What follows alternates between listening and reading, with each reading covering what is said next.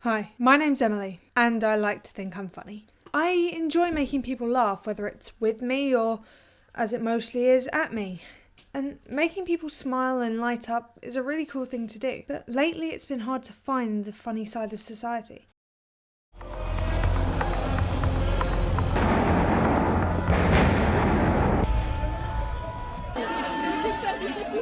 Current day news is nothing but terrorism, murder, tax increases. When was the last time you watched a news story about a guy who saved a puppy and donated it to a children's hospital? Where's the lightheartedness? It was so heartbreaking, wasn't it? Do you know what? But don't call the people that did this masterminds.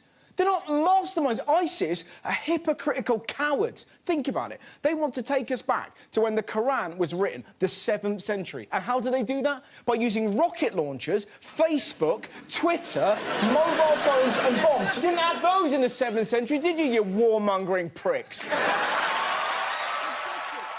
A few months ago, somebody said to me that the world is going to fall apart with the next generation. That this hate we were being raised in would taint us. But I wanted to prove that wasn't true. I wanted to show the world that there is still good in it. Good people, good deeds. So what did I do? I ambushed some people from my school to help me. To tell me what they thought a good deed was and what their last good deed was. And it turns out I know some really good people.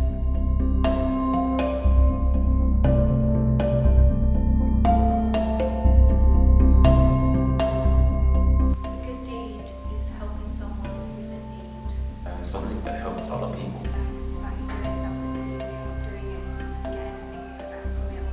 You don't do it because you have to do it, you do it because you want to do it. It's unexpected that you'll get something back. It is something that you do to make someone else feel better or feel happier and putting things others before yourself.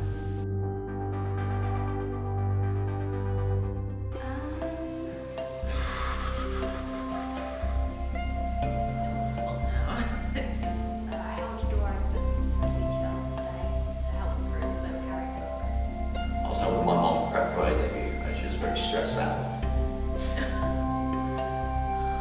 Probably yesterday actually, because I had my grandma come round and just make sure she was alright. Just like make sure she didn't need anything like that before I continued dealing with what I was doing. I remember when people give me good deeds, but I don't know. It's opening the door now to the good deed for someone else, yes. I gave a homeless person some money the other day. This lady helped ask me to help her carry a shopping trolley onto the bus. A few weeks before we filmed these interviews, there was a horrific attack on Paris by a terrorist group. This was the first large-scale terror attack in which I knew what was happening. I and most of my friends were too young to remember 9/11, and we weren't old enough to really understand what was happening during the 7/7 bombings. But I imagine the way the world seemed in shock was the same vibe that you had on September 11th. There was a sense of fear in the air that I'd never felt before, and to be honest, it concerned me. People were cancelling their holidays or refusing to use public transport. The world was afraid. This was a time of fear, and yet there was a sense of unity there that I also had never seen before. Countries all over the world were flying the French flag. People were changing their status photos to show that they supported France. And they sent their prayers over and just tried to make France feel less alone. Maybe it was because this wasn't a third world country. Maybe this was because it was Europe, but there was still a unity there. It almost made the world seem smaller and more united than ever. So I wanted to see what people my age thought about it, whether it scared them, because it didn't really scare me. It was awful. I thought it was quite horrendous. Just thinking what those people must have been through, it's just terrifying. Well, first, it was sadness because people had lost family members and families have been destroyed, really. And it was like, it's so sad that these kind of things are still so happening in society and in our kind of world now, whereas I think we've come so far and yet we still keep taking steps backwards almost. They're doing something that isn't actually in their religion, that they're justifying that is. They've picked out words and bits from their holy book and then tailored it to fit lives, pretty much. And then after that, it was me feeling quite angry that something like that could happen, and you do sort of feel powerless because I know there's nothing you can do, but that whole feeling of just being insignificant and not being able to stop all this pain just made me quite angry, to be honest. It's, oh, we do this in the name of Islam or for Muslims and stuff like that. And with like society today, like it's always like we have to quickly like point a finger at someone. And it's not in their book. In their book it's to help other people to realise, not to force other people to realise, or it isn't even for other people to keep to believing what they believe in. It's for no matter who or whatever someone believes in, for them to help others. And straight away, like people were blaming like refugees and things.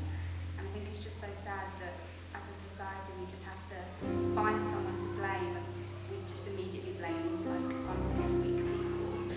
They're a bunch of cowards, and they are trying to do something that they have no idea about. And I'm not a Muslim myself, so that's just showing you how wrong they're going on their own religion. I don't understand why we just can't agree to disagree with all the different cultures and stuff. But we mustn't be forced to change what we do. These terrorists want us to change what we do, and we shouldn't give in to them. We should not live in fear. Well, IS or Daesh or ISIS or ISIL or whatever name you're going by, I'm sticking with IS, as in Islamist scumbags. I think the outcome is pretty clear to everybody but you. Whatever atrocities you're currently capable of committing, you will lose. In 1,000 years' time, Paris, that glorious city of lights, will still be shining bright, as will every other city like it, while you will be as dust, along with a ragbag of fascists, Nazis and Stalinists that have previously dared to challenge democracy and failed. I don't think that the way we dealt with it was like correct, and I don't believe that like you should use violence to solve violence. Be positive to show them that, you know, because you can't really fight fire with fire, so you've got to be like positive to show them that you haven't affected them. We have prevented so many terror attacks here in the UK and overseas, but inevitably one of those terror attacks it can't always be foreseen, it can't always be stopped. I don't think that it's going to help anything. I think in fact it will just be creating more problems, and it's like just hurting innocent civilians and just making their life a lot worse, and not really taking into consideration like the long-term effect of it. We're fighting a battle against an ideal, and an ideal is very hard to abolish because it can never be completely destroyed. It's always going to be there, or it's always going to be in our history that we had the ISIS crisis. Anything we could have done in terms of response, I guess, would have been to show these people that we're not going to be like divided by what they've done, because that's what they want, isn't it? They want us to all feel that we're not a society that's all together, that has the same struggles. It's very hard to stop an idea, because once someone has that idea, they can tell the people, they can show their idea, they can even try and force it on other people. We can't foresee every terror attack, and so although we foiled a lot of their plans, we couldn't foil all of their plans. It was just a rash decision, and no one really thought it through. I think as well it was all kind of decided like government-wise, and no one was allowed to really have an opinion on it. So There's not really much you can do in those situations except be there for the people who had to deal with it and try and work on more defences to make sure it doesn't happen again in the future. And it's how people lead themselves and how people see the world, because at the moment the people in ISIS are seeing the world as like irrelevant unless they believe in what they believe in exactly, they do everything by their rules. out, to be the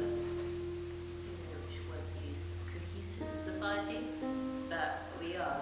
Everyone gets on together. It doesn't matter what colour you are, what gender you are, what religion you belong to. We as a society accept you for whatever you are, and I think we should have shown them that we weren't going to be broken by what they've done. To wrap up my interviews, I wanted to do something nice for the people that had taken the time out of their day to come and be filmed. Sadly, as I wasn't much of a hugger and too cheap to buy chocolate, I didn't really know what to do. So instead, I decided to make them all do a good deed themselves. I told each person to say something nice about the next person and so on, and I read each nice comment out to them at the end of every interview. When I asked them to do this, not one of them hesitated. Not one of them said they couldn't think of anything, and I thought, that says a lot about their character, especially to compliment someone that they don't necessarily know. I love her so, she's really unique. She has a very cool sex life. Oh, that's so nice.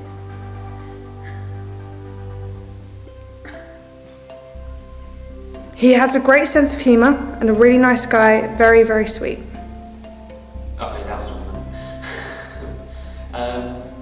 Thank you, pretty much. It's not every day you get someone to say something nice about you, and it's nice to hear something. You're a good friend. You're always there when people need you. You're also very smart. That's really nice. Her style is amazing. A really nice person, and I can just hang with her. She's very organised and incredible. I respect her. Oh, bless, that's so cute. It's kind of weird getting compliments from people. Makes you feel a bit awkward. But it's nice. She's always smiling, makes everyone laugh. She's very loyal and fun to be around. Aw, so cute. Thank you very much. Yeah, that was. He's a very kind and considerate person, constantly offering a lift and food, bringing kindness to a place where it is uncommon. Right, thank you. It's nice to hear that. Especially when someone says nice things about you. It's almost like a good deed. They all found it easy to say something nice about a person who maybe wasn't in their friendship group or didn't have any classes with them. If we can find it so easy to say nice things about people we may not even know, doesn't that prove that we aren't as hated by hatred as some people claim? Maybe the world isn't going downhill, but in fact the next generation is learning from the old one. Sure, now it's global warming and ISIS, but yesterday it was Bin Laden and Y2K, and tomorrow there'll be a new threat, a bigger threat. But look at the people who volunteered to help me make this awful little film because they were too nice to say no. For example, Dylan, who took time out of his days to help me film twice when we lost the footage. And Holly, who has spent a long time editing this, off her own back with no payment whatsoever. The fact that people are willing to help out the weird girl who likes to be laughed at kind of proves that there are still kind and generous people in the world. So maybe we're not going downhill. Maybe we're not going to do as badly as people keep saying we're going to do. Just think about it.